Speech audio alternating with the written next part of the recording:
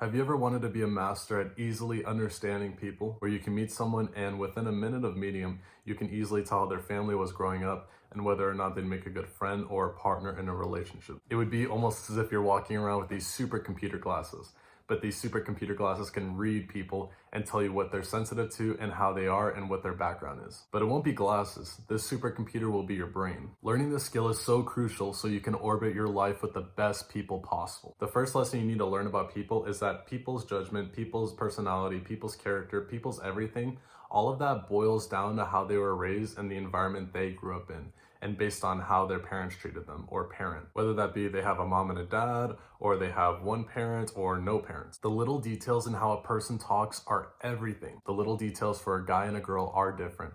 I'll be giving you examples of these little details for both a guy and a girl and how they grew up and how their family was and how their personality can be and whether or not they make a good partner for a relationship or a good friend. Now, I'll start with the guys first. Some guys out there have what we like to call an authoritarian personality. An authoritarian personality is a guy who is very confident in himself. A lot of people associate him with being a douchebag. He's really independent and he's a lone wolf type of guy. They are the most likely person to never change their opinion about anything. They are also very blunt with their opinions towards people. They are generally very honest people, and a lot of people think this authoritarian personality is a very rude person. Now, the reason the authoritarian type of guy is so blunt and so confident and such a lone wolf in his own type of ways is because at a very early age in life, he had to grow up and form his own opinions about the world and how harsh it can be. These type of guys most likely had a father that was never there for them. That father was never there for him because he either beat the kid or because he was just never in the picture altogether. They may have had a decent mom or a mom that wasn't as strong and wasn't a super good support for the kid, but it all boils down to the father. These type of men rarely ever open up to anyone, and they don't have that strong fatherly figure in their life. That fatherly figure they can relate to and grow from and learn from. If you're a girl and you want a relationship with this type of guy, it can be very hard for you to connect with this type of guy and to get him to open up to you. And it's not his fault. It's because he had to depend on himself at a very early age in his childhood, and he was the only person he could truly depend on. He could still have an amazing family and eventually open up more, but he won't be the perfect father. He's pretty likely to have heavy discipline on his kids. He's never had that fatherly support when he was young, so he only knows the harsh ways he was raised by as a kid. Just keep that in mind if you're a girl and you're wanting to date a guy like that. He can make a good friend too and will be the farthest person you know from being clingy. He is very independent and a lone wolf in his own ways. He is generally very honest and gives the best advice and is generally very smart. It can be a little hard to connect with him and to get him to open up to you. He doesn't connect with a lot of people. See how these small details about someone build up and actually tell a story about their lives and their family? When one person is pushed from one extreme, they usually fall under another extreme. I'll give you an example of this extreme scenario. When you have a friend and he has a sailor's mouth and he's cursing left and right whenever he's with you, it's because that person usually was raised in a household where his parents never let him curse and never let him use swear words growing up. So he has freedom, right? Once he's eventually around you and, with his friends and finally able to mingle about. Now that he has freedom with you and your friends, he's going to start swearing left and right because he finally has that freedom. He's pushed towards that extreme. Guys can also have lots of insecurities, and you can tell those just by the small details too. Guys can also fit the role too of having a big friend group and having a lot of friends, right? This specific guy in the friend group usually likes to think of himself as the iconic member of the group, the iconic friend, the iconic one that everyone knows about whenever they think about this certain friend group. They are also usually the most likely to put down other people in a joking context or in a non-joking context, especially the people who aren't their friends. Growing up, these guys most likely went through a phase where they were either super fat or super ugly in their life, and they were really insecure and vulnerable at that point in their life. And they could be insecure from their friends and family making fun of them too as they went through that phase. It mostly just boils down to them feeling insecure and vulnerable at some phase in their life, and that's usually over their appearance and how fat and ugly they were, or because they couldn't get a decent girl in their life. And as these guys have gotten older, they could be better looking now, or they could still be pretty bad looking and very similar to how they looked back then. These types of guys like to make fun of other people because they like to feel like they're winning. When they make fun of other people, it unconsciously makes them feel good because it feels like they're being put in a power position, and it makes them feel like they're the ones finally winning and not going through that awkward stage and that awkward phase they went through in their life. They were seen as a loser and maybe bullied at some point in their lives. That's why they like to show off to people what parties they go to, what girls they hang out with, and just where the action is and how they're in it. They like to show off as much as they can on Snapchat, Instagram, Facebook, whatever social media may be. They are doing this because they want to show off that they are winning to others and that they can get an attractive girl, and it makes them feel good. It makes them feel like they're winning. The reason why they like to put down others and they like to show off their lives and what they're doing on social media and why they like to unconsciously feel good is because, going back to what I said earlier, when they went through that phase in their life, right, where they felt vulnerable and insecure about their appearance and not getting girls, they weren't winning at that point in their lives. So unconsciously, them making fun of other people and showing off that they're doing good is unconsciously making them feel better because they finally feel like they're winning. Now see how the extreme to extreme scenario applies to this situation? They're being pushed from one extreme onto the other extreme because they never felt like they were winning at that point in their life. So they're doing this extreme by making fun of other people and by showing off to others so that they can feel like they're winning. Having this type of friend can be very annoying just because of how much they put down others. They are usually very spontaneous and ready to do anything and go to a party. But they might be confused on what they truly want to do in life.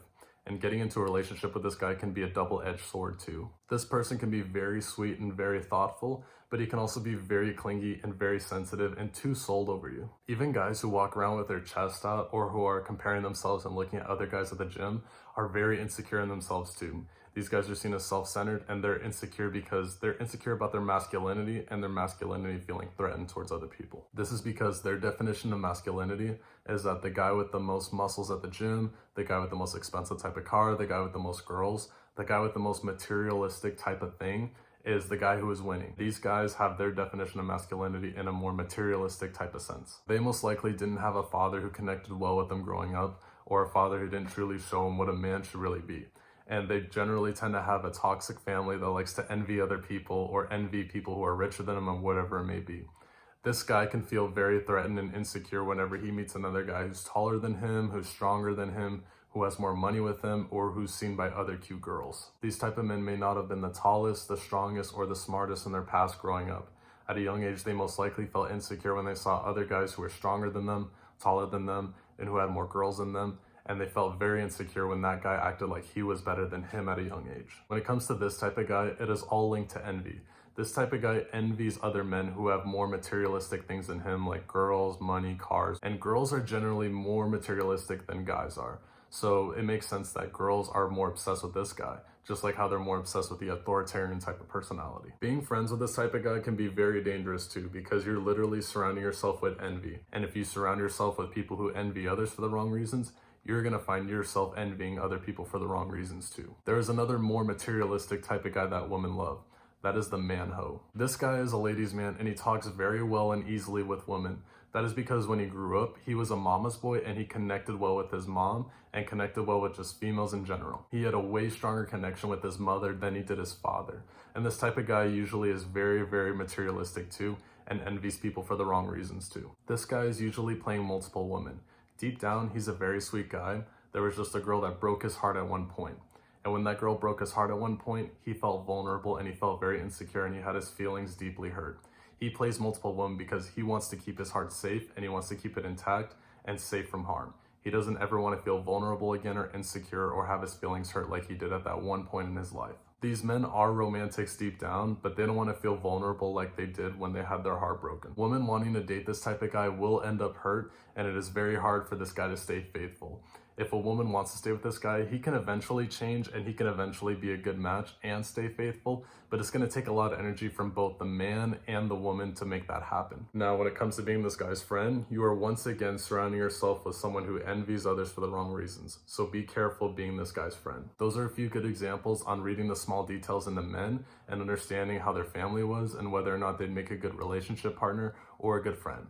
Now let's go on to women. You have to take into account that women are also very sensitive about how they were growing up and what type of situation they're raised in, just like how men are. Women also feel a lot more strongly than men do and are very passionate about their opinions. Just like men, they can suppress their emotions and feelings and hide how they feel. But just like everyone else, they need someone to talk to and someone to relate to. People need that even if they think they don't. If a girl laughs a lot and she has a very happy and almost nervous type of laugh, a lot of people like to think she's a very positive figure and she's really outgoing and really sociable, right? But they're actually insecure. Not insecure about their appearance or how they look to others, but they're insecure about being vulnerable to others and being hurt by people they personally know. They are vulnerable about feeling like they don't matter enough to someone. And these type of girls are usually cheated on too, which only made the situation even worse for them. They usually have problems with their family and their mother and father tend to blame family problems on them. And their dad wasn't really in the picture, or at all. It's not their fault. How can they trust someone and be vulnerable to other people when all they've known their whole life is pain when it comes to trusting other people and being vulnerable to them at a personal level? And this goes for personal relationships too, like family or your love life. They are not perfect and they know that, but no one out there deserves to be hurt by people they are personally close to. They can also be the type to hoe out and go all out, and they're generally very good at keeping their true feelings down and hiding their feelings from others. They can also be bipolar if you're trying to date them. It can take a lot of energy to date this type of girl. Girls who wear the most revealing stuff out in public and who are very confident and walk around as if they are the best thing that ever happened to this planet generally have a mom and dad in the picture. That confidence comes from them most likely being spoiled with lots of attention by their parents at a very early age. And that attention they get continues on to how they get the most attention from guys out there. Most guys want to date these type of girls, and that's why these type of girls are obsessed with guys who are not into them or don't care about them at all. It's all because they have always had everything they've wanted at a young age. So when something finally comes along and doesn't want them at all or doesn't care about them, they start to overthink and get really insecure about what's wrong with them. It's all because they were spoiled at a very young age and they don't know what it feels like to finally be denied by somebody. Dating these girls can definitely be a handful, and these girls will definitely be expected to be spoiled by you too. Just look at how they've been spoiled with attention by basically everybody they've known their whole lives. These girls are also very materialistic too. It's in their nature since they were spoiled. It also may be a little hard to connect with this girl if you're trying to get really deep and really personal with her too. Girls who are quiet and who aren't the first ones to tell you their opinion on something or share their opinion with you are the way they are generally due to two different types of situations. A lot of people think these types of girls don't have a backbone. They are quiet and not as confident in public because they feel like people in public don't take them seriously enough, because they're not tall enough or not pretty enough or not loud enough or whatever it may be. The other scenario that explains why they're quiet and have no backbone is because they may have had a lot of fear growing up at an early age, fear that stems from the family. This fear most likely stems from the father being too harsh or too abusive on them, or they may have just had parents who just didn't really care too well for them. They were always fearful of forming their own opinions and ideas at an early age because their parents never truly showed them the support they needed in order to blossom as a person and to be able to say all their thoughts, their ideas, and just give out to the world, right? That's why it's so hard for this girl to tell you her opinion on anything, or to even tell someone she likes them or has a crush on them. It's not their fault, it's just their situation and how they grew up. This type of girl can be an amazing friend, but it can be very hard for her to open up about herself and her past and her family. It can be very hard to date this type of girl because she might not have any huge goals in life. She's also the least likely to argue her opinion about anything. You'd be doing all the leading in the relationship. Starting to see a pattern as to how people think and the psychology behind it all really stems from the environment people grew up in. You can also apply the extreme to extreme scenario to how a lot of people are. The environment people grew up in shapes their behavior, their personality, and how their love life will be. The more you learn about people and the more you talk about people, the more you can start picking up on little cues and start reading into people and how their personality, their behavior, and how their family lives truly are. These are the type of cues I picked up on people and just kind of like studying certain friends and certain patterns people fall into and just similar things that people do. I am in no way a professional psychologist. I don't have like a master's degree or anything from a school, but these are similar patterns that I've seen through people and have picked up on and have seen how they live their life, how they interact, how their family is. Just stuff I picked up on. And if you start listening to more and more people in your life and you start connecting and interacting, getting to know them more and just being there for that person, you're going to learn that there's a lot of different cues and a lot of different things people do that you can pick up on. That'll help you read into their personality, help you read into their family, into their behavior, just how they are as a person. Go ahead and leave a like down below. Go ahead and comment what you think on this topic and if it's interesting or if it's not interesting, and address some topics that you'd want to see in the future so I can make a video on them. And if you haven't subscribed to the channel already, go ahead and subscribe and be safe.